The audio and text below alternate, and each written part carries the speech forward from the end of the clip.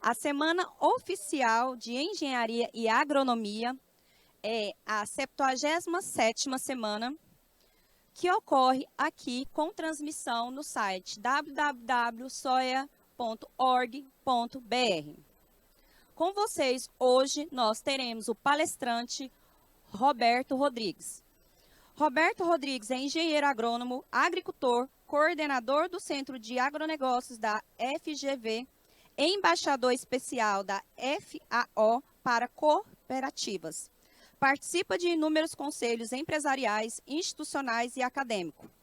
Foi titular da Cátedra de Agronegócios da USP e professor do Departamento de Economia Rural da Unesp, Jaboticabal. Foi presidente do Conselho Superior de Agronegócios da Fiesp, COSAG, da Sociedade Rural Brasileira, CRB, Associação Brasileira do Agronegócio, ABAG, da Academia Nacional de Agricultura, SNA, da Organização das Cooperativas Brasileiras, OCB, e da Aliança Cooperativa Internacional, ACI. Ele também atuou, é ex-ministro da Agricultura, Pecuária e Abastecimento de 2003 a 2006 e secretário da Agricultura do Estado de São Paulo de 1993 a 1994 e autor de 9 livros. É uma honra tê-los aqui conosco. Roberto Rodrigues, seja bem-vindo.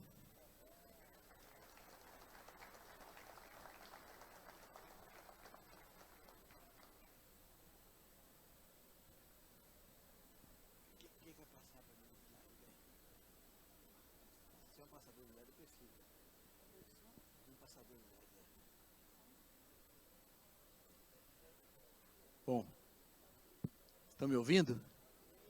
Esse negócio velho faz essas coisas, é um negócio complicado, né? Primeira vez que eu faço um negócio redondo assim na minha vida. Ver se eu vou conseguir dar conta do recado aqui com vocês.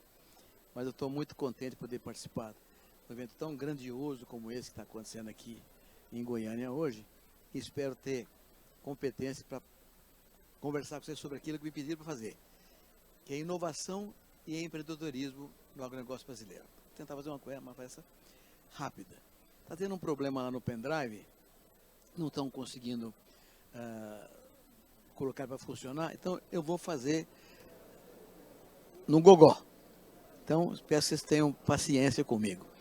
Outra coisa, eu fiz uma cirurgia de coluna faz muito pouco tempo, então eu estou com um problema para andar e ficar de pé. Então, às vezes pode ser que eu sente um pouquinho, vocês me desculpem para aguentar um pouco a dor. Então, vamos lá.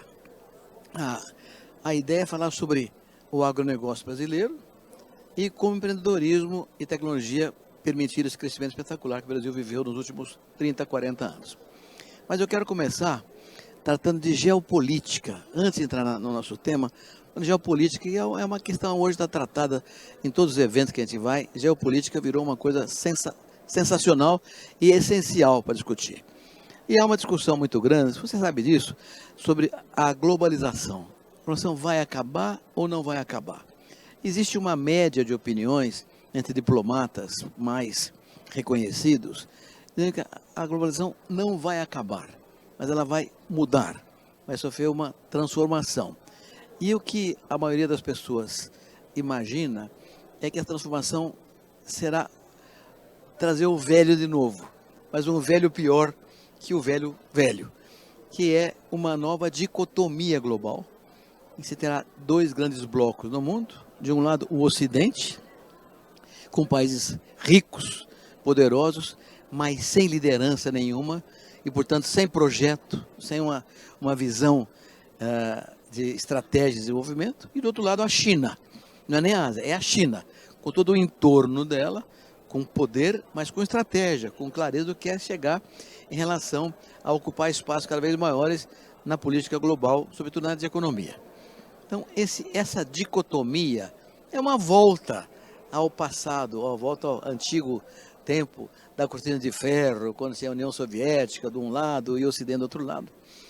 E o problema é que há uma desagregação em função da perda de protagonismo das grandes organizações multilaterais, como ONU, FAO, OMC, OMS. as pessoas nem sabem mais que é o diretor-geral da FAO, que era o diretor-geral da ONU, que é mais importante ainda, secretário-geral, quem é o secretário-geral? Pouca gente sabe quem é. E a ONU foi criada com o objetivo exato, no pós-guerra, de criar um sistema de desenvolvimento global que tivesse duas palavras partilhando o palco de desenvolvimento, que eram competição e cooperação. A ideia que o mundo desenvolveu no pós-guerra era isso. Vamos criar um projeto de desenvolvimento que não mate ninguém. Então, a cooperação vai triunfar e, ao mesmo tempo, não impeça os mais meritórios de crescer. Então, foi a competição. Então, essas duas palavras ficaram vigindo por um grande período até que caiu o Muro de Berlim, no final dos anos 80 do século passado. Quando o Muro de Berlim e a liberalização do planeta aconteceu, a colaboração ou a cooperação perdeu eficiência e a competição passou a dominar o cenário global. E a competição, como todos sabemos, nem sempre é saudável. É saudável na área empresarial, na área de serviços, mas entre países, nem sempre isso é uma competição saudável, porque uns países são mais ricos que outros e têm muito mais condição de impor regras do que países mais pobres e menos desenvolvidos. O que aconteceu foi isso. Os blocos foram desmanchando, a própria União Europeia hoje está dividida, né, com o Brexit, com a saída da Grã-Bretanha, e há países querendo entrar, países querendo sair, e o mundo está realmente vivendo um momento complicado, sem liderança, sem projeto e sem uma estratégia de desenvolvimento integrado e que atenda a todos os países e a todas as etnias. Só que, mesmo nesse cenário complicado que o mundo vive, tem 3 ou 4 temas que estão dominando o cenário em qualquer lugar do planeta. O primeiro é a segurança alimentar. O segundo, como consequência da pandemia e da guerra, segurança energética, todos estão com esse processo. E o terceiro, tão importante quanto ou mais do que todos juntos, é o tema das mudanças climáticas ou a própria questão da sustentabilidade ambiental. Se vocês me derem um passador de slide, eu gostaria. E esses temas ganharam uma dimensão muito maior do que tinham no passado, porque segurança alimentar, embora esteja hoje habitando todos os eventos, todo mundo fala de segurança alimentar, né? Parece uma expressão idiomática, não é? Segurança alimentar é a única condição para que haja paz social e estabilidade política em qualquer país. Ele vai passando lá?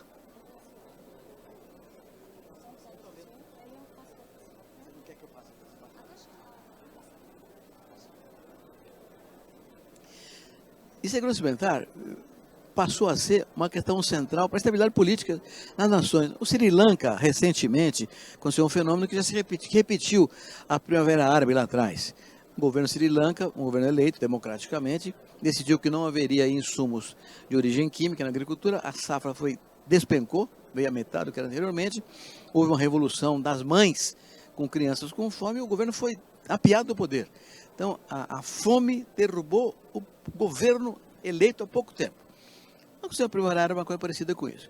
Então, a segurança alimentar é hoje um tema tão importante que quando a pandemia começou, os países que não eram autossuficientes em alimentos, sobretudo na Ásia, correram ao mercado buscar produtos alimentares para garantir a segurança alimentar dos seus povos.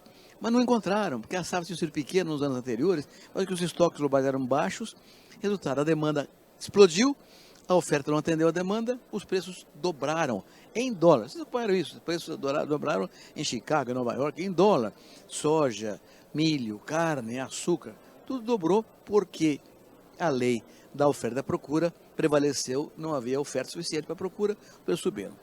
Resultado, inflação de alimentos e fome. Porque ao mesmo tempo que os alimentos subiram de preço, a pandemia gerou muito desemprego no mundo inteiro e rompeu cadeia de produção. Cadeias de produção que foram rompidas em função de fábricas ou produtores de insumos, equipamentos ou pedaços da cadeia produtiva desapareceram. Então, muita miséria, muito desemprego, muita pobreza e alimento mais caro. Quer dizer, não pode haver desastre maior do que esse. Fome com miséria. E isso foi tentado ser consertado por alguns países ou produtores do mundo todo, buscando uma maior produção, um choque de oferta. Como? Plantar mais. Então o mundo inteiro correu atrás de insumos, fertilizantes, defensivos, máquinas, sementes. Aqui é para frente, aqui é para trás. Obrigado, meu bem. Só que também, como as cadeias de produção foram quebradas, faltou defensivo, faltou fertilizante, faltou máquina. Hoje, até hoje, existem máquinas vendidas em feiras internacionais e nacionais no Brasil, que não são entregues porque falta pneu, falta chip de computador, falta pedaço das máquinas. Então, essa questão do suprimento de insumos também acabou desaguando em preços muito altos dos insumos. Então, o mundo vive hoje nessa circunstância. Alimentos com inflação, insumos com inflação, dificuldade de oferecer uma condição adequada de alimentação. Mas o mundo vai se adaptar a isso. Os países desenvolvidos estão correndo atrás disso, o Brasil também. O Brasil anunciou agora uma safra de 308 milhões de toneladas de grãos para o ano que vem. É um recorde absoluto da nossa história, porque o próprio produtor rural brasileiro, olhando esse cenário global, correu atrás de insumos para plantar mais. Brasil, Argentina, América Latina inteirinha, Estados Unidos, Canadá, todo mundo correu atrás de insumos para fazer uma safra grande para aproveitar esse momento que está vivendo hoje. Então, esse é o cenário em que nós estamos mergulhados hoje. Segurança alimentar eficiente, com inflação de alimentos, gente pobre sem conseguir comer. Segurança energética, porque com a guerra, não a pandemia, mas com a guerra, a Rússia deixou de suprir a Europa com gás. Está chegando o inverno frio na Europa e há um problema sério de segurança alimentar. E as mudanças climáticas, então, estão em torno de todo esse processo. Esse é o cenário que o mundo vive hoje e nós, Brasil, estamos metidos nesse cenário também. Agora, o que importa, no nosso caso, é a segurança alimentar, porque é aquilo que nós podemos dar uma contribuição mais relevante. Podemos contribuir nos 3 cenários, mas a segurança alimentar é o que tem mais rapidez, processo mais amplo para funcionar. O que acontece é que o mundo está convencido de que a oferta mundial de alimentos vai crescer nessa área tropical, está marcada aqui no mapa, uma cor alaranjada para cor de rosa, que pega toda a América Latina, toda a África subsaariana e uma boa parte dos países asiáticos também. Por quê? Porque nessa região tropical do planeta é que tem terra para ser plantada, ainda não plantada, e tecnologia para crescer muito em termos de produtividade, porque falta tecnologia numa boa parte desses lugares. E o Brasil, por circunstâncias, desenvolveu uma tecnologia tropical sustentável, espetacular, e pode ser o grande coordenador desse processo, numa condição que transcende vender comida para o mundo. Isso é uma coisa que nós vamos fazer, mas não é isso que nós precisamos fazer só. Nós precisamos vender tecnologia, equipamentos, indústria, legislações, que nós aprendemos a fazer esses últimos 30 ou 40 anos com a tecnologia tropical sustentável que o Brasil desenvolveu. Então, tem um papel muito grande para jogar nesse processo, mas, além disso, tem um outro dado que é mais relevante ainda. Um estudo feito pela USDA, que é o Departamento de Agricultura dos Estados Unidos, o nosso grande concorrente mundial no comércio agrícola mundial. E do seguinte, em 10 anos, a oferta de comida tem que crescer 20%, para que não falte comida para ninguém no mundo. 10 anos tem que ser 20% da oferta mundial de comida. Mas é difícil, porque os Estados Unidos cresce 10%, o Canadá cresce 9%, a Europa cresce 12%, a Oceania 9%, os países da Europa, a China, a Índia, a Rússia, a própria Ucrânia, cresce 13%, 14%, ninguém cresce 20%. Então, todos os estudos feitos pela OCDE, pela FAO, pelo USDA, dizem o seguinte, para que o mundo cresça 20%, o Brasil tem que crescer 40%. Na verdade, 41% são os estudos mais recentes. Então, há uma demanda de fora para dentro que é inédita na história do Brasil. O mundo está pedindo para a gente, em 10 anos, aumentar 40% de produção de comida para exportar, para que o mundo cresça metade disso e não falta comida para ninguém no planeta. Então, há uma demanda importante que está lastreada em 3 questões principais. Tecnologia, terra e gente. Tecnologia, que é o principal tema. Tem dados conhecidos, esse é um quadro muito conhecido, que mostra o seguinte, do plano Collor até hoje, 1990 até hoje, a área plantada com grãos no Brasil cresceu 96%. Só grãos, 96%. E a produção cresceu 368%. Ou seja, a produção cresceu quase 4 vezes mais do que cresceu a área plantada. Isso é resultado do quê? Inovação tecnológica e empreendedorismo. Produtor que foi produzir com base na tecnologia que foi gerada nos órgãos de pesquisa brasileiros. Esses números são impressionantes. Você mostra lá fora esses números, todo mundo fica impressionado com o que o Brasil fez em tão pouco tempo. Mas mais do que isso é o seguinte, nós cultivamos no Brasil hoje 74 milhões de hectares com grãos. Na verdade, são 49 milhões. Só que muita área faz 2 safras por ano e até 3 safras por ano. Então, 74 é a soma das 3 áreas cultivadas, mesmo que seja na mesma área, ao longo de um único ano. São 74 milhões de hectares. Nós tivemos hoje a produtividade por hectare que tínhamos em 1990, sendo necessário mais 103 milhões de hectares para colher a safra desse ano. Ou seja, nós preservamos 103 milhões de hectares. Não é promessa, não é um sonho, não é uma mentira, uma falácia. Nós fizemos isso de verdade. E eu posso dizer para o senhor, eu fui presidente da Aliança Mundial de Cooperativas, durante 20 anos eu andei pelo mundo todo, todos os continentes, e conheço 79 países. E eu posso afirmar com maior tranquilidade, nenhum país do mundo fez a revolução tropical que o Brasil fez, de maneira sustentável da produção agrícola. E não é só com grãos, os números vão muito além disso. Aqui, esses números eu incluí aqui porque eu estive presente nesse processo. Em 84, nós fizemos um congresso em Brasília sobre agronegócio. Porque nem existia o tema agronegócio. Estava em Harvard, tinha um agribusiness, mas no Brasil não tem o tema agronegócio, estava discutindo agricultura. E lançamos a ideia em 84, ano que colhemos 58 milhões de toneladas de grão, lançamos a ideia de produzir 100 milhões de toneladas. Foi meio risível. Você está louco, 100 milhões de toneladas? Nós estamos em 84, com 58. Pois bem, em 2001, ou seja, 17 anos depois, produzimos 100 milhões de toneladas. Então, um sucesso, e nós lançamos, em 2001, a ideia de produzir 200 milhões de toneladas um ano. E 14 anos depois, chegamos a 200 milhões de toneladas. E o ano que vem, 7 anos depois, nós vamos produzir 300 milhões de toneladas. Então, qual é o país que faz isso? O país grande que faz isso. Nenhum país grande faz isso com tão pouco tempo, porque tem inovação e empreendedorismo. São os temas da minha conversa com os senhores aqui hoje. Mas não é só com grão, é qualquer atividade, mas proteína animal é outra coisa importante. O que é proteína animal? É grão e capim que virou carne, de porco, de frango, de boi.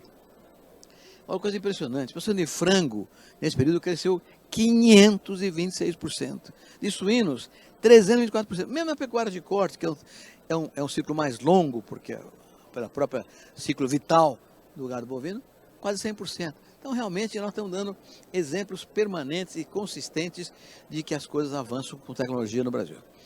Tecnologia só não vai a lugar nenhum. Alguém tem que aplicar a tecnologia. E a aplicada gerou isso, para os produtores rurais, gerou essa questão importante que foi a nossa produção. E hoje, essa coisa continua. A tecnologia parou? Não, não parou. Nós continuamos fazendo coisas espetaculares. Hoje mesmo, a imprensa de hoje anuncia um programa da Embrapa que antecipa a safrinha de milho em 30 dias, de uma forma espetacular. Quando a soja está para colher, já semeia o milho antes de colher a soja. O milho nasce e a colheita de soja não atrapalha o milho que nasceu. Você antecipa a produção de milho e aumenta muito a produtividade, porque a janela fica mais larga. Então, nós continuamos fazendo pesquisa e gerando tecnologias novas todo ano e com muita competência e com muita consistência. Isso continua avançando muito positivamente. E agora, são ideias que são recorrentes, né? Porque não basta produzir mais. Hoje a questão da sustentabilidade domina o cenário global. A sustentabilidade hoje é condição essencial para a competitividade. Se não for competitivo, não vai ter mercado para que eles possam sustentar. Então, esse plano ABC olha todas essas questões de redução de pastagem degradada, integração da pecuária-floresta, método de plantio direto, fixação biológica de nitrogênio, são temas todos que estão ligados à sustentabilidade e a progressos tecnológicos que nós estamos gerando no Brasil com nossa atividade produtiva e com a nossa integração. O plano ABC, então, foi lançado pela ministra Tereza Cristina no ano passado, tem uma modernização do plano ABC, que é agricultura de baixo carbono, que já era um plano espetacular. A Tereza Cristina melhorou muito os negócios com programas gerando redução de emissões. O importante é isso, reduzir emissões, porque nós estamos todo o tempo, nos últimos 5 anos, todo o tempo, saindo de uma economia tradicional para a economia verde. O mundo todo caminha para a economia verde. E a ponte pela qual estamos passando se chama descarbonização. Então, o tema é as emissões de carbono, de gás de efeito de estufa, que a gente possa fazer em equivalente de carbono. Isso é a base do Plano ABC e das consequências dos seus programas, que somos todos muito conhecidos por todos nós. Que são esses aí, sobretudo na área de integração, que é um ovo de Colombo, né? Todo mundo conhece esse tema, não vou tomar tempo de vocês com essa questão. Mas é uma coisa que só o Brasil faz, ninguém faz, né? E com uma característica que é própria do mundo tropical. Qual é o país do hemisfério norte que pode fazer 2 culturas por ano? Nenhum, porque tem neve, 4, 5, 6 meses por ano. Vamos fazer 2 e até 3 safras, com irrigação mais ainda do que 3 safras. Pode chegar a 4 safras atravessando de um ano para o outro. Então, a agricultura realmente está evoluindo espetacularmente com base na tecnologia e no empreendedorismo. Aqui, quero fazer um comentário com vocês que tem a ver com o cinema. Eu gosto muito de ver filme de Bang Bang, né? John Wayne, Kirk Douglas, Charlton Heston, aqueles filmes de Bang Bang, né? que são filmes que a sociedade americana gosta de mostrar para o povo que houve um progresso nos Estados Unidos com base a uma caminhada para o oeste, né? Conquista do oeste, uma coisa extraordinária, né? O que os americanos encontraram? Encontraram o índio, fizeram uma matança de índio louca e dominaram o oeste. Nós, o que nós fizemos? Nós saímos, com o governo federal, nos anos 70, 80, montou o plano de colonização no Centro-Oeste. O Brasil até os anos 70, gente. Até os anos 70 nós importávamos 30% nós comíamos. Até 50 anos atrás, nós importava 30% do que a gente comia. O país desse tamanho importava arroz, importava feijão, importava carne, importava leite, né? E o governo federal, na época, resolveu transformar o Brasil num país exportador, ao invés de importador de comida. Então fez programas, Polo Centro, Prodecer, que eram programas para ir ao Cerrado. Prodecer era um programa de Cerrado, né? Através de cooperativas brasileiras. Isso é uma coisa interessante, porque a agricultura era costeira até os anos 70. Era costeira. Por que era costeira? Porque as capitais eram costeiras, a cidade era costeira. Tudo era costeira. Porto Alegre, Florianópolis, Curitiba, São Paulo, Rio de Janeiro, Vitória, Salvador, as capitais nordestinas, a cidade principal então o consumo era costeiro. Então a agricultura era costeira. E o Cerrado, ninguém queria saber de Cerrado. Eu me lembro, eu comprava fazenda de Cerrado em 71. Meu pai, que era agrônomo, ficou bravo comigo, falou: você é um besta, rapaz. Você precisa ver se é bom agrônomo, terra boa, qualquer um é bom agrônomo. Você vai ver no Cerrado que vai ser. Cerrado, nem dado e nem herdado a gente pode querer. Isso era uma frase para o rural do Paraná, naquele tempo, de Minas Gerais, de São Paulo. Hoje o Cerrado foi conquistado, a Embrapa dominou o Cerrado, o produtor foi para lá e aconteceu uma coisa extraordinária. Passaram pelos gaúchos. Os gaúchos foram os principais, a locomotiva do trem. Passou o gaúcho para o Paraná, Catarina, Paulista, Mineiro, Capixaba, nordestino, foi tudo no Centro-Oeste e domou uma terra ruim, degradada, ácida, sem fixação de nitrogênio, sem segurar água, e ainda tem urutu, cascavel e maleita, né? Muito pior do que os americanos fizeram. Não tem um filme brasileiro contando essa saga extraordinária, foi a conquista do oeste brasileiro pela gauchada, que foi a liderança, por exemplo, foram os gaúchos que fizeram isso aí. Então, são coisas que eu ainda espero ver na minha vida, essas coisas acontecerem, dando orgulho ao povo brasileiro, como os americanos têm orgulho da conquista do oeste, que foi feita 2 séculos antes do nosso conquista. Então, essa coisa do Cerrado, e hoje, com toda a ação que a Amazônia permite fazer em bioeconomia, então, eu criei na Getúlio Vargas um observatório de economia, está explodindo de demanda, todo mundo quer conhecer, quer saber, estão fazendo estudos muito conscientes, porque há uma questão bastante repetida no Brasil. Tem muita gente falando da Amazônia que não conhece a Amazônia, então nós precisamos conhecer e falar aquilo que for bom para o povo da Amazônia, de modo que haja um progresso articulado naquela região, sempre com inovação e com empreendedorismo. Então, vamos em frente. Quando eu vou fazer uma palestra e não funciona esse negócio aqui, eu sempre lembro um fato que eu vou contar para vocês para quebrar um pouco o gelo. Eu virei ministro da Agricultura em 2003. 1º de janeiro de 2003, virei ministro da Agricultura. E 15 dias depois, tinha um encontro de ministro da Agricultura na Alemanha, em Berlim. E o Brasil era o primeiro a falar. Por acaso eu era ministro, mas era o cargo do ministro do Brasil, seu primeiro discurso. E eu fui, não conhecia ninguém, tinha acabado de tomar posse, não sabia, nem no Brasil, não conhecia ninguém, mas na Alemanha. Tinha 40 vice-agricultores do mundo inteiro lá, e estava marcada a palestra para as 9 horas da manhã. Eu cheguei às 8 horas da manhã, mineiro, de medo, para garantir. Cheguei às 9 horas, fecharam a porta. Ministro que chegou às 9h05 não entrou na sala. Ministro foi botado. E a ministra da Alemanha era uma ministra, brava, uma moça brava, forte, brava mesmo. E quando começou a reunião, eu não conhecia ninguém. Então eu quis quebrar o gelo com a plateia. Só ministro, eu não conhecia ninguém. Eu vou fazer uma gracinha aqui, quebrar o gelo. Falei, olha, gente, olha, estou encantado. Eu venho da reunião, uma região que é a América Latina, em que a gente está sistematicamente atrasado meia hora. Era para dar uma risadinha. Ninguém deu risada, todo mundo lendo. E tem outra coisa, costuma queimar o microfone. Ninguém riu, aí eu fiz uma última tentativa. E às vezes queima o PowerPoint. Aí a ministra falou, mas aqui é Alemanha, não acontece nada disso. Então eu não só não quebrei o gelo, como eu levei a ferrada da ministra da Agricultura da Alemanha. Fiquei humilhado e comecei a fazer minha palestra. No terceiro slide, queimou o PowerPoint. Aí foi a minha vitória definitiva.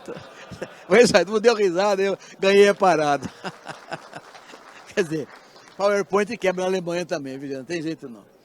Mas enfim, tudo isso para mostrar que nós continuamos avançando com tecnologia e com uma palavra central, sustentável. O que a Embrapa desenvolve hoje, as universidades desenvolvem hoje, os institutos de pesquisa públicos e privados desenvolvem hoje, são temas ligados à sustentabilidade, porque não há outra forma de concorrer no mundo contemporâneo. Hoje, por exemplo, tem agtechs, esse negócio de startups. Se você for a Piracicaba tem um Vale do Silício só de startup ligado à agricultura, com uma visão de gestão.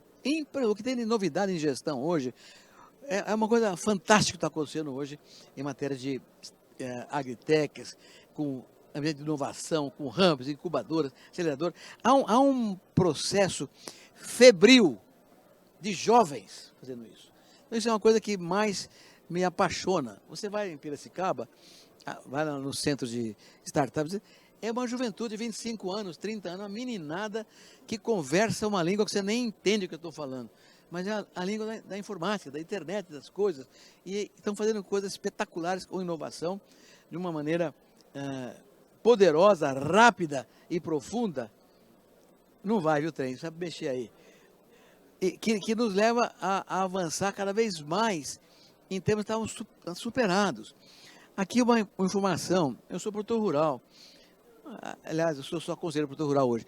Mas, produtor rural, qualquer produtor rural no Brasil, de qualquer tamanho, qualquer região do país, sabe que tecnologia é essencial.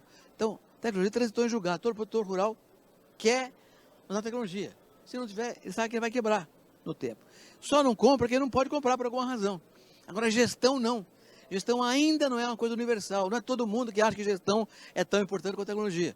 Então, gestão é um tema que precisa investir mais. E essas startups que estão usando em Piracicaba e outras regiões do país são voltadas basicamente para gestão muito ligada ao tema da internet das coisas.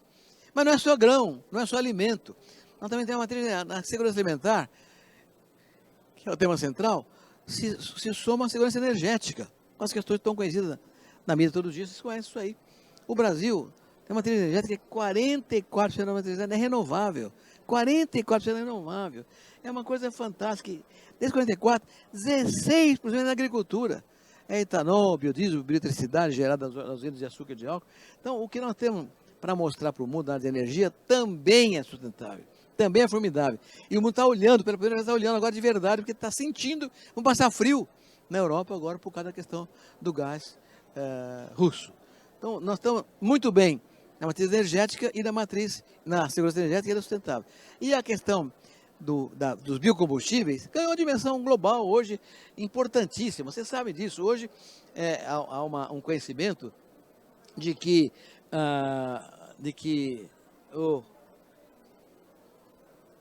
o etanol de cana, por exemplo, emite 10% do CO2 que a gasolina emite.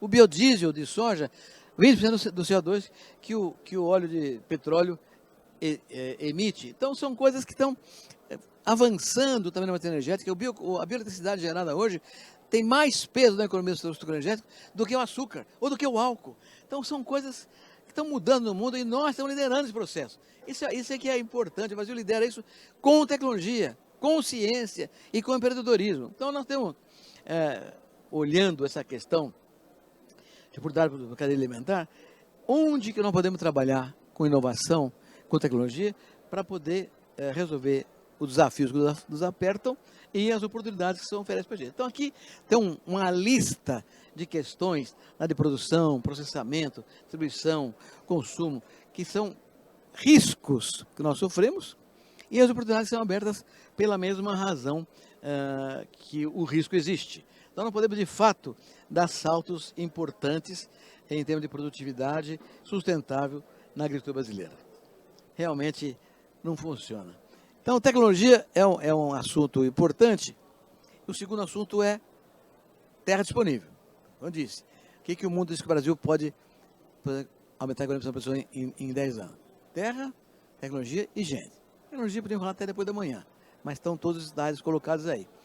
Terra, esse é um quadro preparado pela Embrapa, que diz o seguinte: o Brasil ainda tem 66% do território, 66% ainda com floresta nativa. Vegetação nativa, não é floresta nativa, vegetação nativa, de coativos de vegetação. Dos quais 30% estão nas propriedades rurais privadas, porque o Código Florestal exige reserva legal, APP.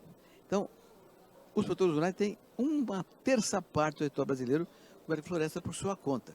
Agora, o mais relevante é um triângulozinho amarelo, tem a sudoeste dessa pizza aí. E mostra o seguinte: todas as plantas cultivadas no Brasil, todas as plantas cultivadas no Brasil, de alface a eucalipto, tudo que se planta no Brasil, fora pasto, tudo que planta no Brasil, ocupa 9% do território nacional. Só 9%. E as pastagens ocupam 30%. Então, na verdade, nós temos 21%. Então, nós temos, na verdade, 30% de todas as fazendas brasileiras ocupando o território de produção. Isso é pouco. Só que não é imaginável não aumentar isso, porque o Código Florestal é muito rigoroso, não dá mais para desmatar, para produzir. E não precisa. Não precisa. Hoje, por exemplo, a agricultura está crescendo em área de pasto. Pasto está virando agricultura, sobretudo com a integração lavoura-pecuária que está crescendo cada vez mais no Brasil. Então, na verdade, nós temos tecnologia e terra de uma condição espetacular que nos permite o agronegócio ter um PIB de 27%, gerar 20% dos empregos e no ano passado foi por 43% do valor das exportações. Esse número é importante, não esquece dele. O ano passado, tudo que o Brasil exportou, 43% era do agronegócio. Então, vamos olhar um pouco mais à frente, o que foi exportado.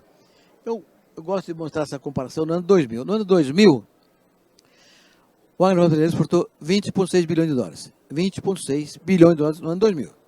No ano passado, 120,6 bilhões. Ou seja, nós aumentamos 6 vezes a exportação do agronegócio em 20 anos, num período, você se lembra, teve aquela crise financeira global de 2008, 2009, 2010, que o comércio mundial despencou. O brasileiro multiplicou por 6 na sua competitividade pela sua eficiência.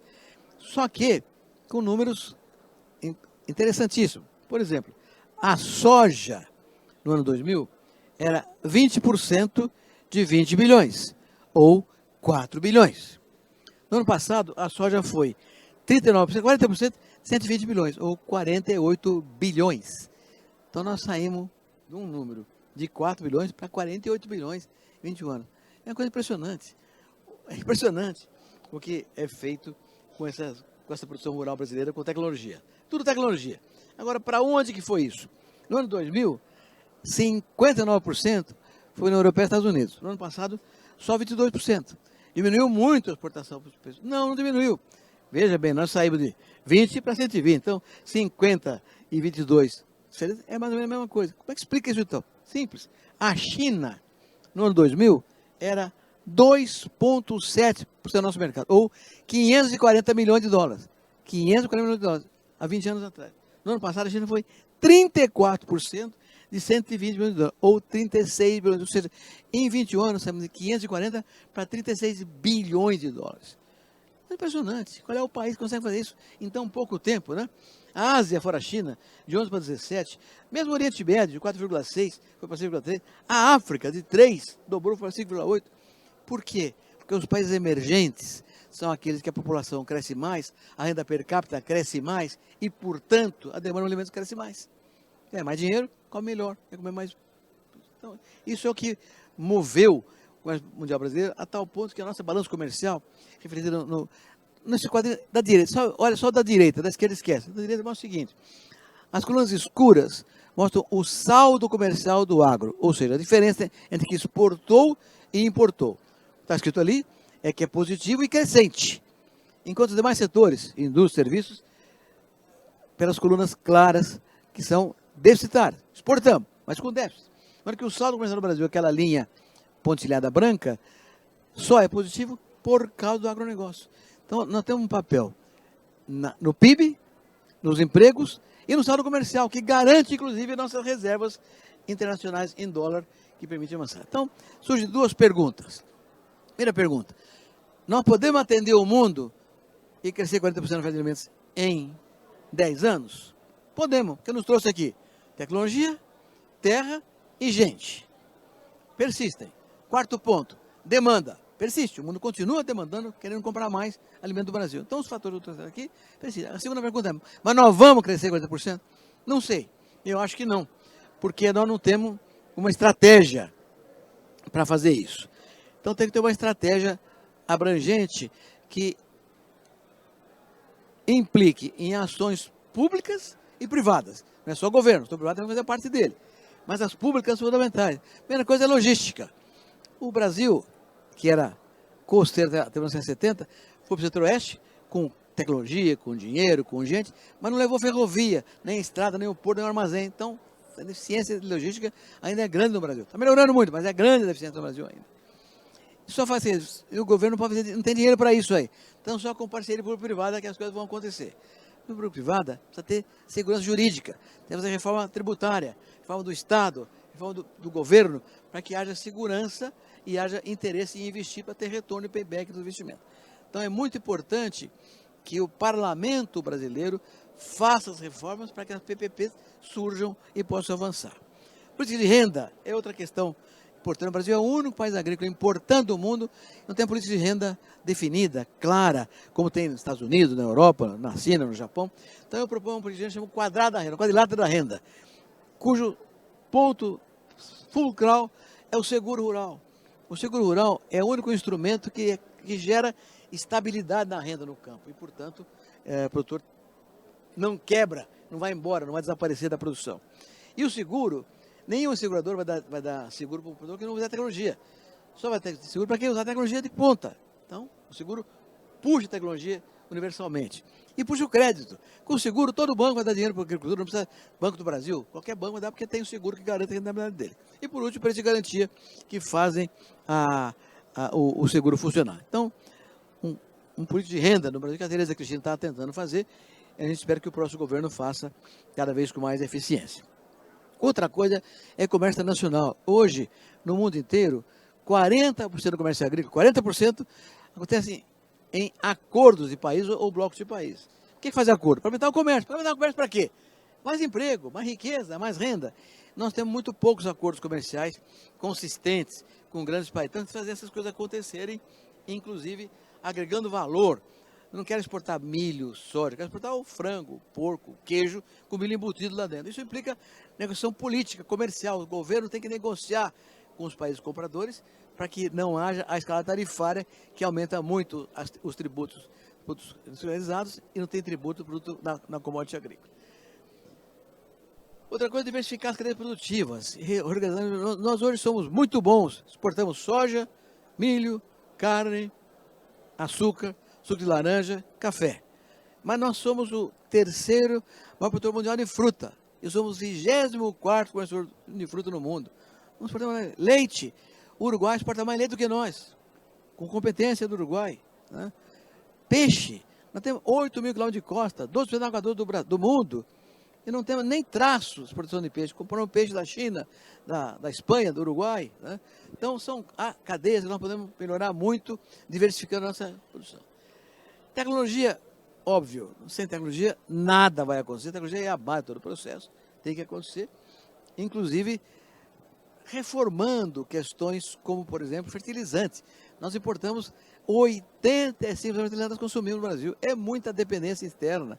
Hoje está mudando isso, está um programa nacional de fertilizante, mas mais do que isso, as cooperativas de produtores rurais estão fazendo fertilizantes organominerais em casa, compostos. Então está mudando. A necessidade é uma invenção, começa a surgir uma tecnologia nova, privada, substituindo fertilizantes. Mas a questão da digitalização só vai avançar se tiver conectividade. Então, hoje, por exemplo, há empresas de máquinas agrícolas que vendem tratores grandes com as torres de transmissão. Que o trator já tem 3, 4 computadores de bordo. Não tiver a torre, não adianta ter computador de bordo. É como se ter televisão, ter luz elétrica em casa. Então, na verdade, hoje a conectividade é tão importante quanto a questão da digitalização. Finalmente, todo o tema de sustentabilidade, que já citamos, e eu vou citar aqui uma coisa que me incomoda muito. Eu não vejo a sociedade se preocupar com isso. Reiterando, e para terminar minha conversa aqui, a agricultura brasileira é sustentável, é invejavelmente sustentável, de grande competência e eficiência. Mas tem defeitos, que não são cometidos pelos agricultores. Muito pouco agricultor faz besteira, mas são aventureiros. Por exemplo, desmatamento ilegal. É um absurdo o que cresceu o desmatamento ilegal no Brasil. É inaceitável. E as entidades de classe do campo, da agricultura, precisam reclamar disso. Nossas entidades de engenheiros têm que reclamar, não podemos aceitar desmatamento ilegal. Invasão de terra, não podemos aceitar. Incêndio criminoso, não podemos aceitar. É preciso acabar com o que é ilegal.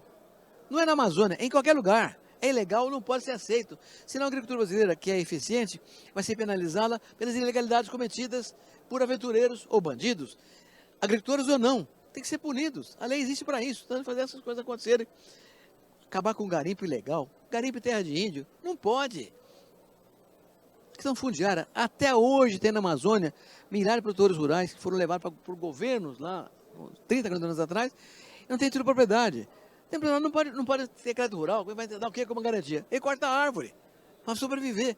Então são temas que têm que ser resolvidos na área da legalidade para que a gente possa avançar, assim como questões de comunicação, defensiva agrícola, etc. São temas para a gente terminar. Então, para terminar, agora eu não vou levantar mais, peço desculpa para vocês, ficar de costas para vocês, eu vou ficar sentado aqui, agora está começando a ficar difícil ficar de pé. Olha, eu fui presidente da OCB, Organização Cooperativa Brasileira, da Sociedade Rural Brasileira, da BAG, do COSAG. Eu fui presidente de várias entidades de classe da agricultura, várias, durante os últimos 40 anos. Durante 30 anos anteriores, antes de 10 anos atrás, eu fui um crítico mordaz da sociedade urbana brasileira por desprezar a agricultura, desconhecer a agricultura e não ligar para a agricultura, né? Quando a agricultura era o que sustentava o país. Isso mudou bastante, porque a mídia mudou. Surgiram canais de televisão, canal rural, Terra Viva, tem outros canais que cuidam da agricultura, mas além disso, o cidadão urbano passou a ler mais e entende mais. Hoje a agricultura é reconhecida como atividade importante no país, mas não o tamanho que ela é. Pega qualquer jornal do Brasil, qualquer jornal, pega o Estadão, o Jornal São Paulo, Folha de São Paulo, se a agricultura é 20% dos empregos, 27% do PIB e o salário comercial, tem que ter pelo menos 20% do jornal tratando da agricultura. Não tem 5%. A agricultura ainda não tem o tamanho pela sociedade que merece ter em função da sua expressão econômica. Então, eu acho que isso é uma questão de formação. Nós temos que trabalhar nisso aí. Eu sempre digo, um produtor rural, quando planta uma semente de soja, de milho, de algodão, qualquer semente, da onde vem aquela semente? Vem do órgão de pesquisa. É um pesquisador, um cientista que cientista? Formado numa universidade. Que universidade? Universidade urbana. Então, não há cientista sem universidade que é urbana. Então, ele depende da universidade urbana para poder ter uma soja adequada para plantar na região que vai plantar. Um algodão, qualquer coisa.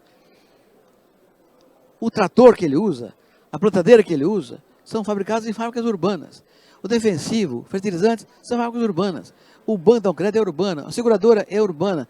A empresa que constrói estrada, ferrovia, armazém, são urbanas. Então, o produtor rural não existe sem a cidade. A cidade é fundamental para ele plantar, para ele existir. Aí ele planta, colhe. Para onde vai a colheita dele? Vai para uma fábrica de alimentos, que é urbana. Vai para um supermercado, que é urbana. Vai para um porto para exportar, que é urbano. Quem faz os contratos são advogados urbanos. Então, de novo, para plantar depende da cidade. E para vender depende da cidade. Então, o produtor rural não existe sem a cidade. E a cidade mora de fome sem produtor rural. Fica pelado sem produtor rural. Então, é preciso que haja esse reconhecimento de que o rural e o urbano são siameses do mesmo corpo, o corpo da sociedade de um país, como é o caso brasileiro. Então, para terminar essa conversa, nós vimos crescendo bastante com tecnologia e empreendedorismo, mas faltam políticas públicas, estratégias que articuladas com o setor privado permitam o crescimento avançar cada vez mais. E falta isso, que a opinião pública ainda não tem uma maioria defendendo isso. Obrigado, meu amor.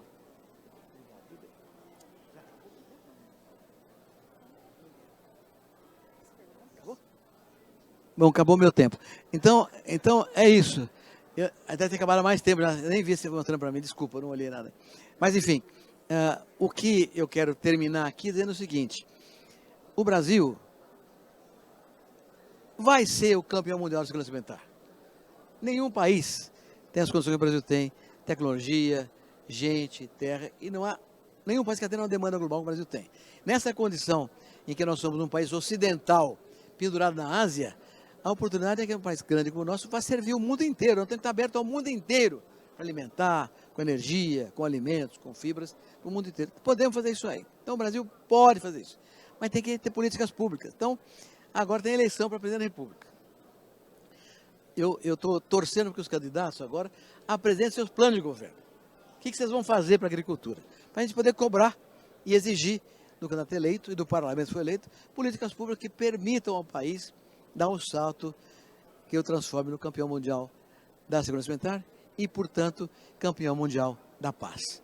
Nós vamos ser, com ou sem governo, porque o governo vai mais depressa. É isso, gente. Muito obrigado pela atenção. Perdão o mau jeito.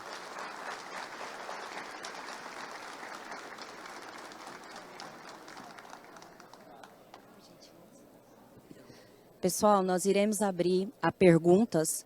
Serão 4 perguntas, cada uma localizada por um setor. Se no término nós tivermos ainda tempo, nós iremos abrir para mais perguntas. Setor 1, alguém deseja fazer pergunta?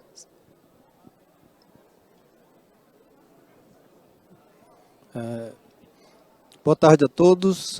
Meu nome é...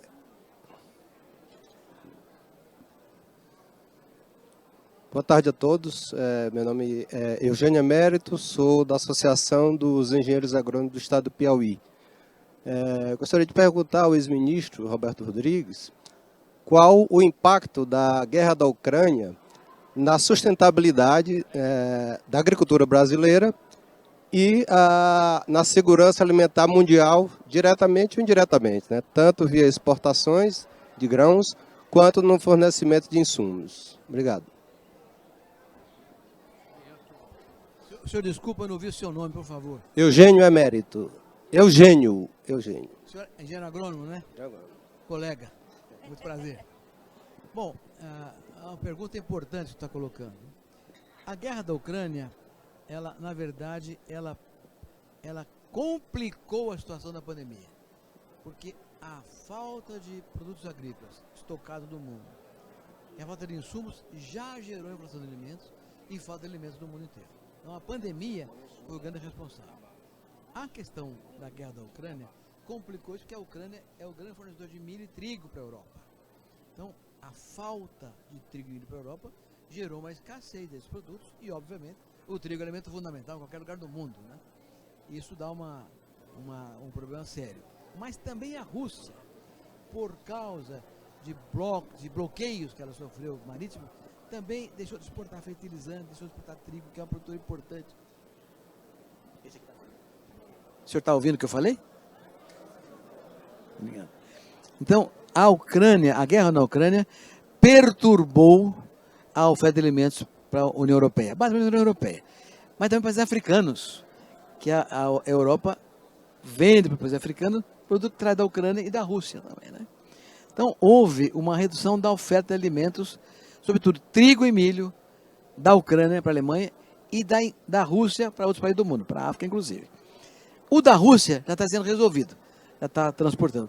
O da Ucrânia está muito mais complicado, até porque a produção de trigo desse ano é 30% menor que do ano passado. Então já há um prejuízo. Tem produto estocado lá, mas não consegue tirar de lá para ir para a Europa. Então tem um problema de falta de acesso e falta de produção.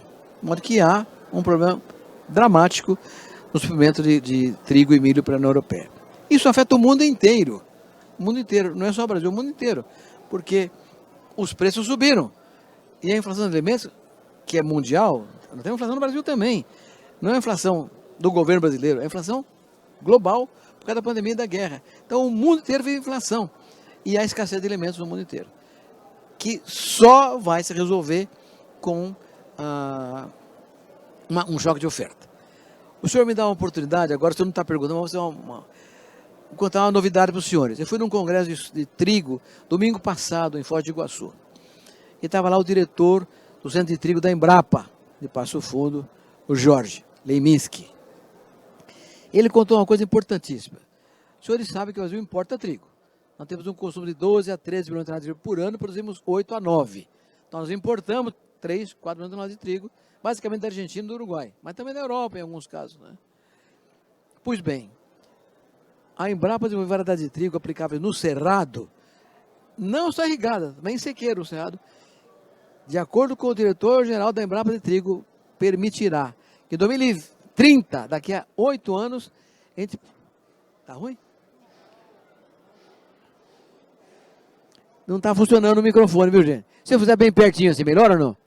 Não melhora?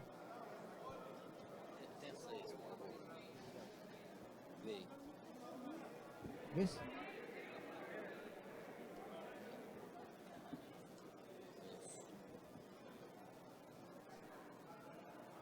Então vou contar de novo o negócio do trigo. Avisa, gente, avisa. Bom, então vou contar a história do trigo inteirinha, para ver que vocês vão ouvir tudo. O Brasil produz 8, 9 milhões de toneladas de trigo por ano e consome 12 a 13. Nós importamos 3 a 4 toneladas da Argentina, do Uruguai e da Europa também, até do Canadá também. Pois bem, a Embrapa desenvolveu um trigo para cerrado, de sequeiro, mas também irrigado, que permitirá chegar em 2030, daqui a 8 anos, produzindo 20 milhões de toneladas de trigo. Ou seja, nós vamos exportar trigo também. Isso, o que é isso? Inovação tecnológica. E quem vai plantar? Produtor rural que vai plantar trigo no Cerrado brasileiro. Estamos fazendo trigo no Ceará, gente, com alta qualidade, muita qualidade. Então, a tecnologia nos permite saltos espetaculares. Mas acho que a resposta da Ucrânia deve entender. Obrigado, senhor. Mais uma pergunta? Setor 2.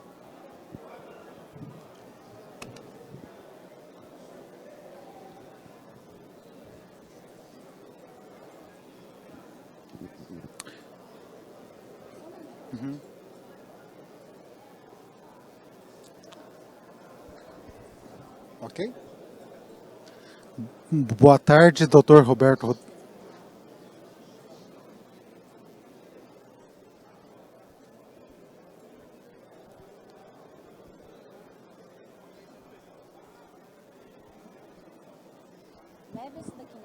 Boa tarde, Dr. Roberto Rodrigues. É uma satisfação de assistir essa palestra sua.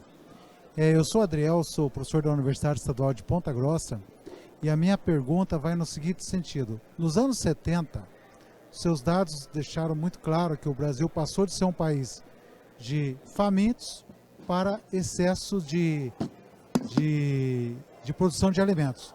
E a gente teve muitos investimentos nos anos 70 em formação de recursos humanos, criação dos grandes institutos, né, de pesquisas, que isso acabou fazendo com que a gente tenha uma rede de pesquisas e de universidades nesse sentido. Agora, na sua visão, o que precisa ser feito para a gente dar um novo salto, particularmente visando atender essa demanda de produção de alimento, demanda de mercado e uma motivação para os nossos jovens alunos que estão vindo ao mercado de trabalho. Que eu me lembro que nos anos 70 era muito orgulho o pai ter um filho formado em engenheiro agrônomo, que era emprego certo, ok? E hoje, o que a gente pode falar para os nossos alunos? Muito obrigado.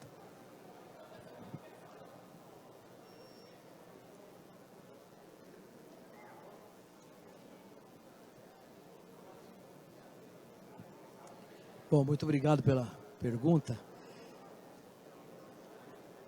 Um país que não investe em ciência mata o seu futuro. A única chance de um país avançar é inovação, tecnologia, futuro. Você olhar o que aconteceu na Coreia, aconteceu na Tailândia, na China. Foi ciência e tecnologia que permitiu aquele salto de desenvolvimento que eles tiveram lá. Então, o que tem que fazer é investir na tecnologia, permanentemente. O que acontece é que os governos nem sempre têm recursos para isso. Então, eu vou pedir licença ao senhor para fazer uma proposta nesse sentido. Eu tenho feito essa proposta já há alguns meses, alguns anos, na verdade, que é o seguinte: a quem interessa o resultado da pesquisa? Quando a pessoa está falando e se ouvindo, ao país ele fica e ao produtor rural. Por isso que ele O estoura. produtor rural tem que ser competitivo, com sustentabilidade. Então, a ciência é que vai gerar tecnologia sustentável para produzir mais. Se não tem recurso, o produtor rural tem que pagar isso. Então, eu tenho insistido muito com a ideia de criação de um Fundo Nacional de Tecnologia Privado, que seria desenvolvido pelas cooperativas. Por que as cooperativas? Porque as cooperativas do mundo inteiro e no Brasil, por lei, já tem um fundo, chama FATES, Fundo de Assistência Técnica, Educacional e Social, que corresponde a 10% do resultado bruto da cooperativa. Então, 10% do lucro, a sobra cooperativa, são aplicados assistência técnica, educacional ou social. E, portanto, pode ser aplicado em pesquisa também. Então, já acontece, já é da lei. Toda cooperativa tem 10% do seu resultado separado para aplicar. O que as cooperativas fazem? Aplicam em bolsa de estudo para funcionários, tratamento hospitalar e médico. Aplicam bem. Mas eu estou propondo que 40% desse FATES forme um fundo de tecnologia. Muito bem. Como isso seria aplicado? Primeiro, haveria um conselho das cooperativas com a academia, trabalhando junto, gente da academia, que iria selecionar as perguntas a serem feitas. Vou inventar uma pergunta aqui. Eu quero saber qual é o efeito residual do 2,4-D aplicado na cana, na soja plantada depois da cana, ou na amendoim depois da cana. Então, fazer uma pesquisa sobre isso aí. Então, você cria uma pergunta em termos de referência. E as empresas de pesquisa se candidatam a fazer aquela pesquisa. Quem apresentar o melhor propósito, o melhor resultado, vai ser contratado por esse fundo para dar aquela resposta. Muito bem. Como é que vai funcionar isso? Qual é o problema disso aí? O problema disso aí é que as grandes culturas ocupam toda a atenção da pesquisa. Soja, milho, algodão, cana, café, laranja. Ninguém dá bola para olerícolas. Ninguém dá bola para sorgo. Como é que nós vamos desenvolver essas culturas? Então, a proposta é o seguinte: 80% do recurso que foi contratado pelo fundo para a origem da pergunta, é para cana-de-açúcar, 80% será para cana-de-açúcar. 20%, o instituto que ganhar com o concurso, 20% em pesquisa de interesse dele, no estudo, para desenvolver pesquisa em outras áreas menores. Então, é uma forma, você está fazendo uma pergunta, como fazer, né? A resposta é, não pode parar de fazer. Tem que ter interesse. O Estado não tem dinheiro, o setor privado tem que ajudar. Esse modelo existe na Nova Zelândia. Na Nova Zelândia, o governo cria os órgãos de pesquisa e dá o salário do pesquisador. O setor privado é que banca tudo. Material e métodos, equipamentos, tudo o setor privado é que banca. Funciona muito bem. É um casamento do público e privado que dá resultado para o agricultor e para o país. Porque o país cresce mais com produção maior. Muito obrigado pela sua pergunta. O senhor é de Porto Alegre, eu não ouvi direito. Ponta Grossa? Ah, muito bom, muito bem. Eu tenho um filho que trabalhou lá há muitos anos. Conheceu? Sorte dele.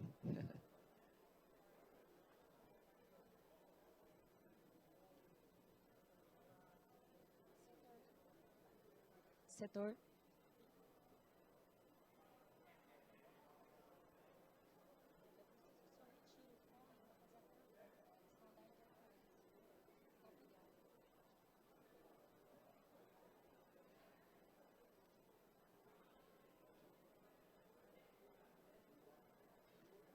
Meu caro, ok? Tá ligado?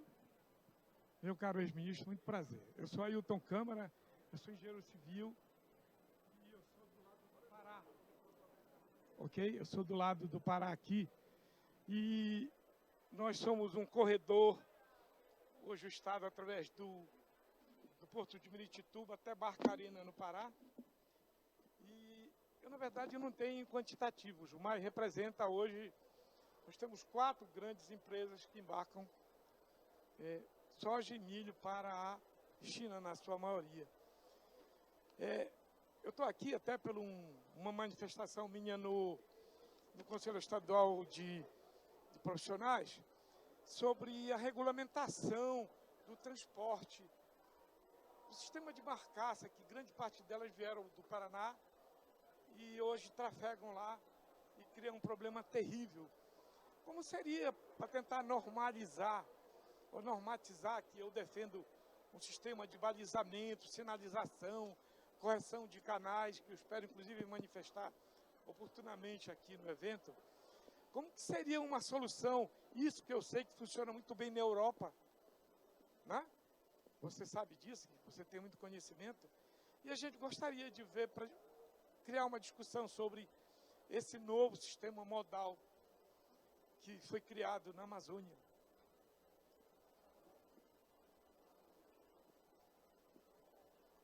Doutor Ayrton, muito obrigado pela sua pergunta. Ailton. Ayrton Câmara, né? Senhor, desculpa, eu não conheço esse assunto. Então, eu não vou responder uma coisa que eu não entendo, que eu vou chutar aqui. Esse assunto eu não conheço, senhor, me desculpe, esse assunto eu não conheço. Eu não posso dar uma resposta porque eu não conheço o assunto. Mas eu espero que o senhor dê a resposta. O senhor conhece o assunto, o senhor conhece o sistema dos canais de escoamento, das rotas de escoamento. O que eu, a vida inteira, defendi foi a necessidade da intermodalidade de transporte, né? Em que ferrovia, rodovia e hidrovia funcionem todos juntos para que haja uma facilitação e redução de custo para melhorar a nossa competitividade. Mas o problema que o senhor apontou, senhor, desculpa, eu não conheço, então eu não sou capaz de responder para o senhor. Perdão. Não vou chutar. Setor 4. Pessoal, só um momento, por gentileza. Eu tenho 2 perguntas que eu preciso fazer. Então, vou colocar uma aqui e uma de cá, tá? Porque o nosso tempo está estourado. Boa tarde, ex-ministro. Meu nome é João Daldegan, trabalho no INCRA, engenheiro agrônomo. Estou com os colegas aqui também. A pergunta que eu faço é o seguinte: a produtividade desde a década de 70 para cá, a gente pode falar que saiu de 50, está indo para 300 milhões de toneladas ano, exportando. O Brasil é um exemplo mundial. Eu faço 2 perguntas em uma. Como explicar esse boom de produção de alimentos exportando para o mundo e nós com 33 milhões de brasileiros passando fome? E qual que é o papel da agricultura familiar nesse processo, né? Nós temos aí um território reformado, em reforma agrária do tamanho do estado do Mato Grosso, com potencial de produção enorme, mas com políticas públicas ainda insuficientes, né, comparadas à do agronegócio, né? Então, como é que resolve essa dicotomia, esse paradoxo, né? Um país com alta produção, com muita terra e muita gente passando fome. É questão de produtividade. Obrigado pela pergunta, pelas 2 perguntas. Vou começar pela segunda, que é mais fácil de resolver. Há um estudo feito pela Embrapa que mostra que dos 5 milhões e meio de produtores que o Brasil tem, 4 milhões e meio são pequenos produtores que vivem subsistência. Não é pequeno produtor, nem é familiar, é subsistência. Miseravelmente, que compõe a maior parte desses que passam fome no Brasil, dessa relação sujeito aí. 4 milhões e meio de propriedades rurais. Então, é um absurdo que esse pessoal não seja incluído na área produtiva. O senhor sabe, eu fui presidente da OCB, da Aliança Mundial Cooperativa, então o meu tema é cooperativa, é o tema que eu gosto mais, é cooperativa. Um pequeno produtor, nos países desenvolvidos, vive como? Um subsídio, né? Na Europa, hoje, o produtor de leite da Suíça não é um produtor, ele é tomador de subsídio. Não é o caso do Brasil, o Brasil não tem renda para subsídio, então tem um subsídio muito baixo para o resto do mundo inteirinho. Então, a nossa saída é cooperativa. Por quê? Porque com a economia globalizada, qual que seja o destino da globalização, qualquer que seja o resultado, a margem por unidade de produto é cada vez menor. A margem unitária é cada vez menor. De modo que a renda do produtor se faz na escala. Ora, o pequeno, por definição, não tem escala. Então ele está morto. Tá. Sem ele está morto. Mas ele não está morto se vê a cooperativa, porque ele faz a escala com seus irmãos. O senhor fez um gesto, esse gesto que é o que vale. Eu diria para o senhor que essa área está excluída do mercado, tem que ser incluída e não há outro caminho que seja cooperativa.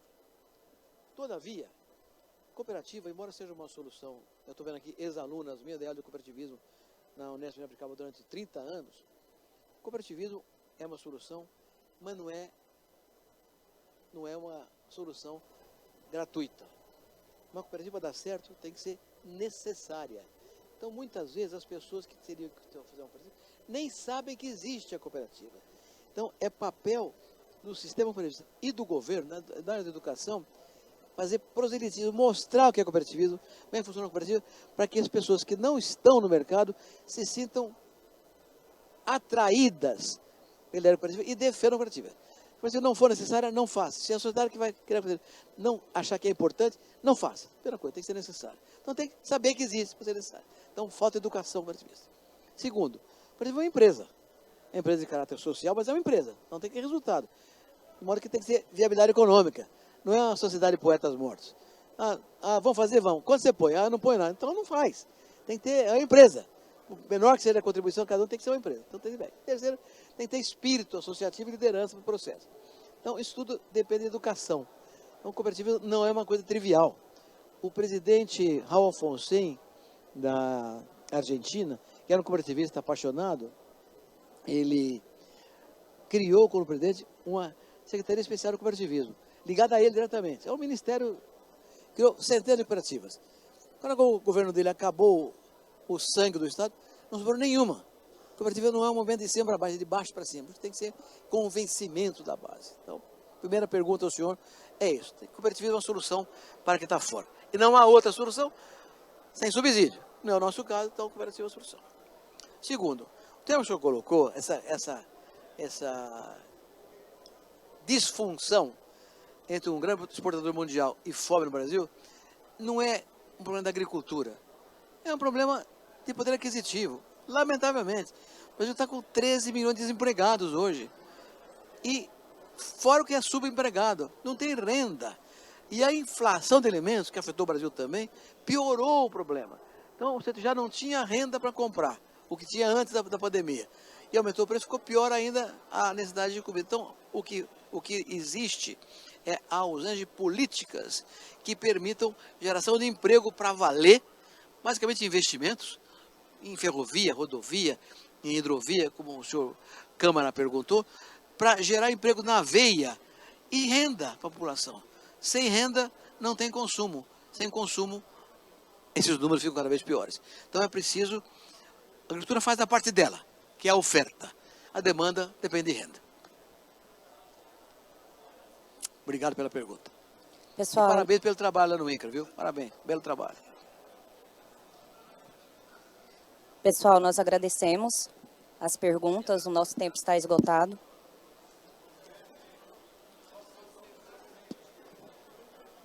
Pode mais uma? É porque nós não tem, o tempo está estourado, desculpa. Não tem mais tempo.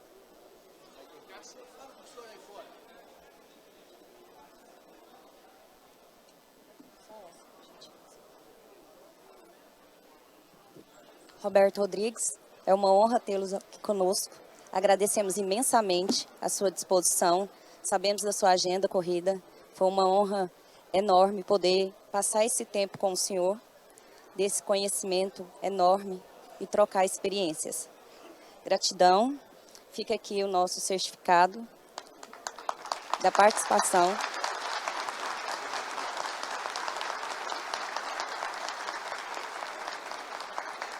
Muito obrigado foi um prazer participar. Eu só vou fazer um pedido para vocês.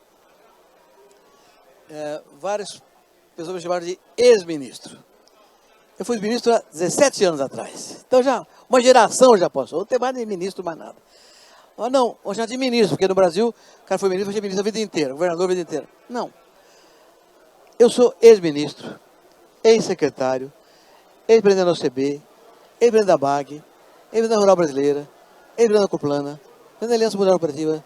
Eu sou tanta coisa, sou ex-marido 3 vezes já. 3 vezes, ex-marido. Então,